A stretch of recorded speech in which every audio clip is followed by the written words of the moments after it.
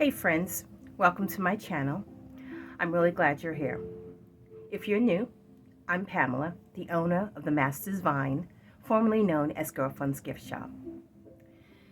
My crafting journey began as a kid, as I'm sure most people journey began. I did the paint by numbers. I used to love doing those latchet hook rug kits, which I think they still make today. The loom pot holder kits, I'm sure you remember those, and I'm probably dating myself. But those are the ones that had the metal kit. It was like a metal base, and you took these fabric looms and you went across like a basket weave. And I'm not sure if they still make those, but I used to love doing those. So creativity has been in my blood forever. My mom was also incredibly crafty, and we did craft shows together for many years. And even though she is no longer here, she's still a big part of why I do what I do. Those memories and influences shape everything I create. And even before I started my embroidery journey, I dabbled in a lot of different crafts. I did, like I said, paint by numbers. I did the latch hook, the rug latch hooks, the pot holders. I did essential oils. I did oil burners. I did candles and bath salt and bath bombs. I even did painting classes with, I think her name was Donna Dewberry at the time, and I can't remember the painting technique she did, but I even did that, and I actually enjoy that. I took some pottery classes. Like I said, you name it, I've done it. And my mother, like I said, she was big on crafting. She loved crafting as well. And she made bling before it was popular. My mother would bling out some stuff. I remember she would buy t-shirts and sweatshirts that already had different designs on it, and she would bling them out. And fabulous. Like I said, she was doing all the blinging before it was popular right now. And she sold quite a bit. Because like I said, she just had a knack for it. And like I said, she would take that simple design and made it pop. And we did that quite a bit. And she also taught me how to crochet, and I taught myself how to knit. And I remember doing my first craft show where I actually made stuff to sell, and that was crocheting and knitting.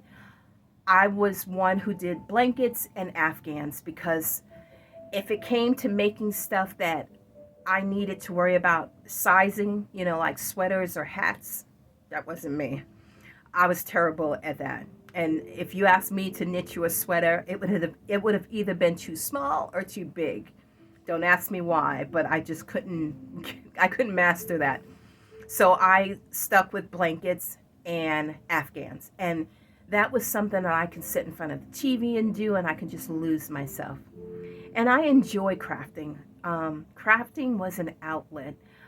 It was a stress reliever. It was just a way to lose myself.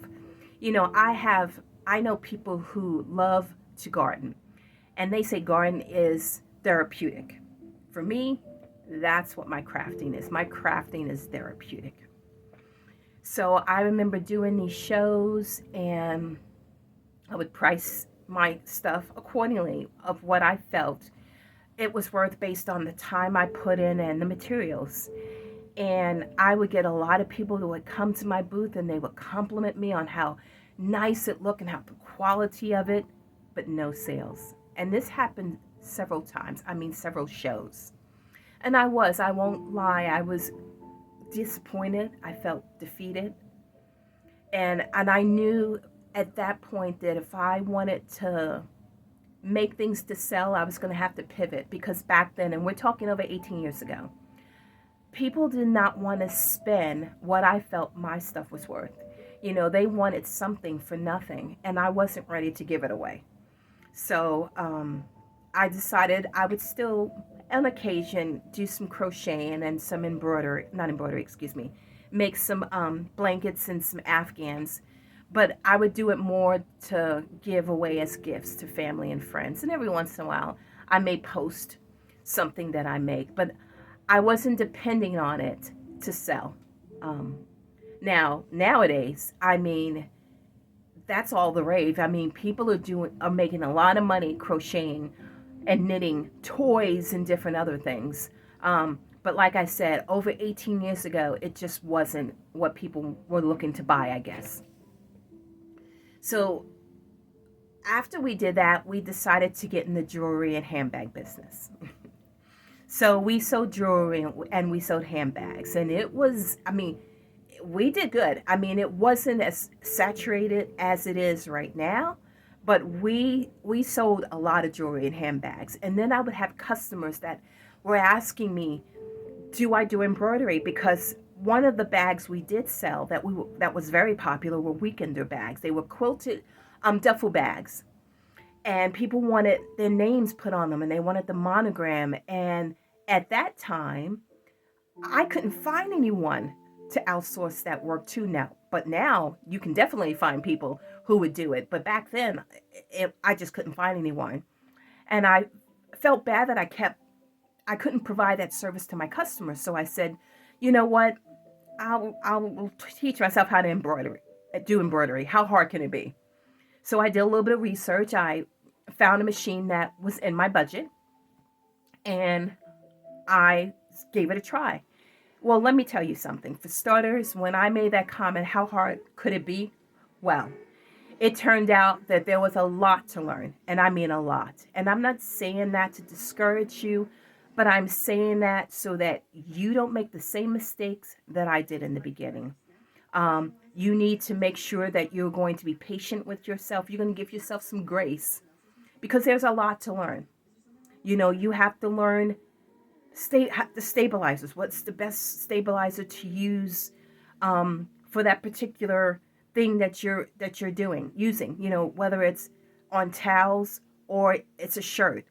The material makes a big difference on the stabilizer you're going to use.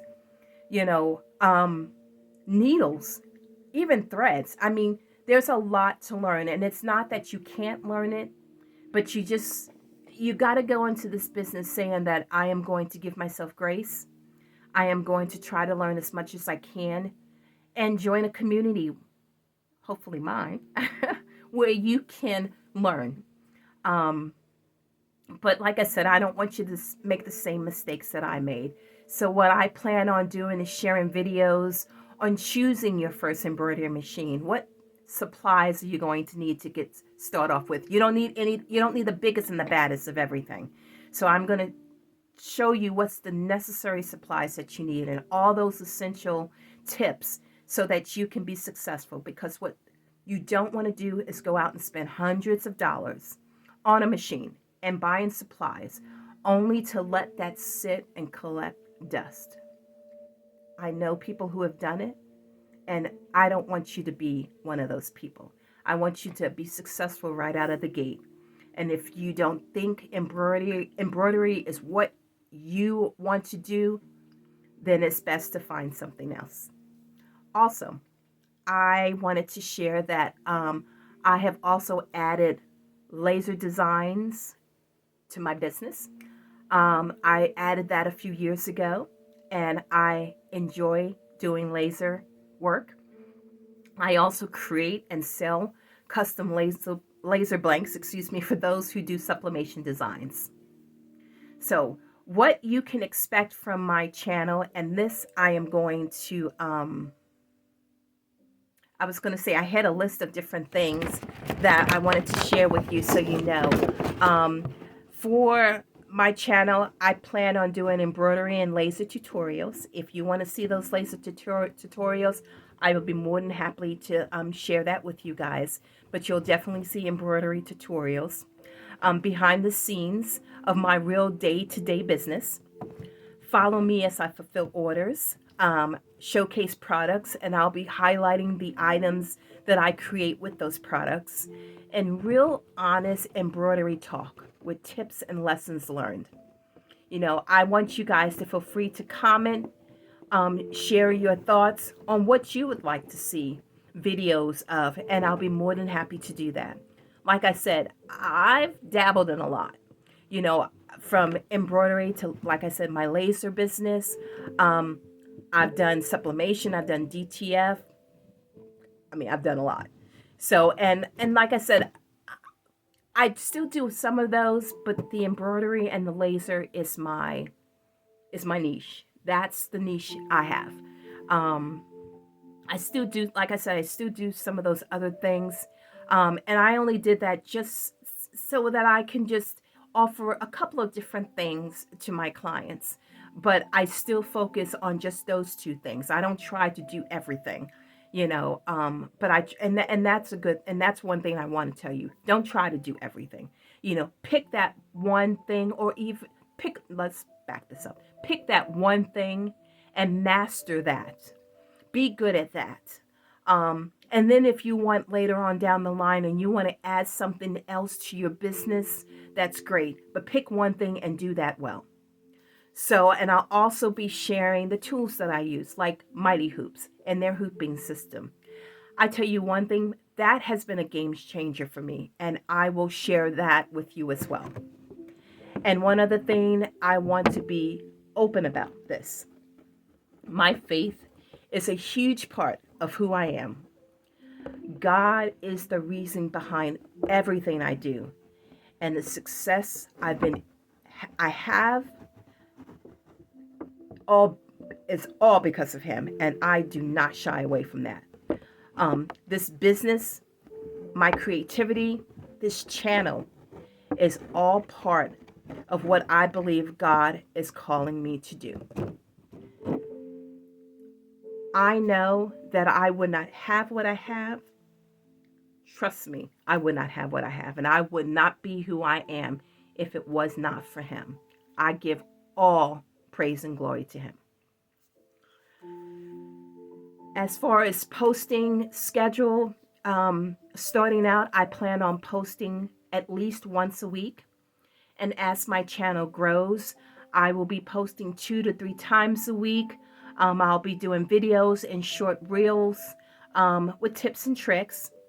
So if you have not, I would love for you to like this video, subscribe to my channel, hit that notification button so you get notification anytime I upload a new content. Let's do this together. I am willing to share all that I have learned, all that people have taught me. I want to share with you. There is enough business to go around. We don't need to be selfish. But I want to share everything I know. And I'm hoping that we can learn together. We can grow our business together.